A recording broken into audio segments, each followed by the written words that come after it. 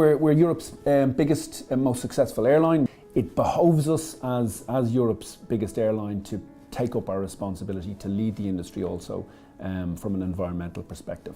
And in fact, we haven't given ourselves enough credit for what we already do. We are already Europe's greenest, cleanest airline. Our per passenger CO2 emissions are 25% lower than the other big European carriers on average. And there's a few factors. One, we have an extremely young fleet. Also, our load factors are extremely high. We also fly point to point. It's far more efficient. Well, in fact, we're planning to increase it. We want to reduce our emissions further by 8% by 2030. That would bring us to 66% lower per passenger CO2 emissions than we were in 2000, and 31% lower than the current average value for Europe's four other biggest carriers. It's right to put fuel at the centre of it because fuel is so important, but there's a lot more in our environmental policy statement which we've published and which is in the public domain now. To give you just a few examples, we are committing to removing plastics from our fleet by 2023. We know the plastics are hugely damaging for the environment, particularly for the oceans.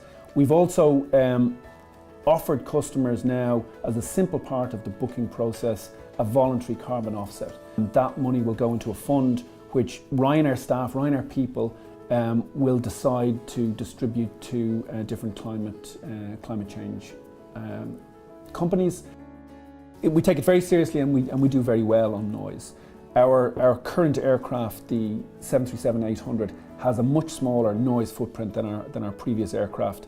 In fact, the noise footprint is 86% smaller.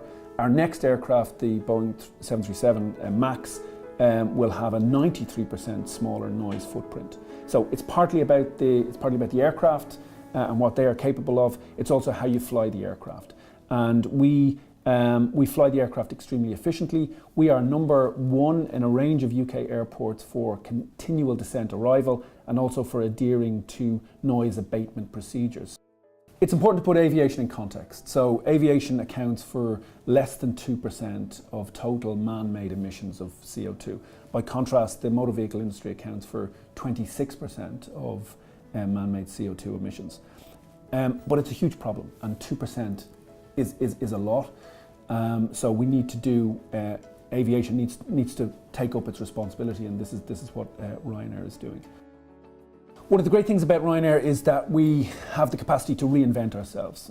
We took a tough look at ourselves about 4 years ago, particularly from a customer-facing point of view, and we launched the Always Getting Better programme.